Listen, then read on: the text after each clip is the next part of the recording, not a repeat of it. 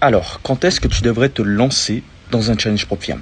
Personnellement, j'ai été trader financier à plus de 6 chiffres durant ces dernières années. J'ai géré pas mal de capital, que ce soit avec FTMO ou MyForexOne à l'époque, et j'ai enchaîné pas mal de payouts. Donc, je vais te partager un petit peu mes meilleurs tips ou ce que je ferais aujourd'hui si je devais repartir de zéro pour être trader financier. Encore une fois, ce n'est pas quelque chose de simple, mais tu peux y arriver si tu as déjà ces choses-là en place.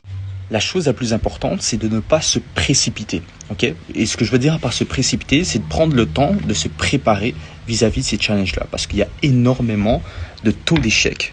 Lorsque les gens, justement, prennent un challenge propre firme, aujourd'hui, s'il y a autant de propre firmes aujourd'hui, c'est parce qu'ils font de l'argent, littéralement, sur le fait que tu payes leur challenge et que tu n'y arrives jamais à les passer ou à demander le premier payant. Et du coup, si tu veux maximiser tes chances de réussite, tu dois vraiment avoir un système de trading solide qui va vraiment te permettre d'encadrer ton trading et te mettre dans les meilleures conditions possibles pour passer ce challenge. Et encore une fois, c'est absolument pas quelque chose de simple, mais tu dois vraiment penser en termes d'encadrement trading pour ne pas faire n'importe quoi et ne pas laisser surtout tes émotions complètement faire échouer ton challenge parce que tu vas avoir une journée où tu vas péter un plomb et tu vas tout cramer. Donc si tu veux en savoir plus sur ce que c'est qu'un système de trading, clique sur le lien de ma bio. Tu vas avoir une vidéo YouTube complète qui t'explique aujourd'hui comment est-ce que tu peux essayer de maximiser tes chances de réussite si tu veux te lancer sur un challenge propre firme.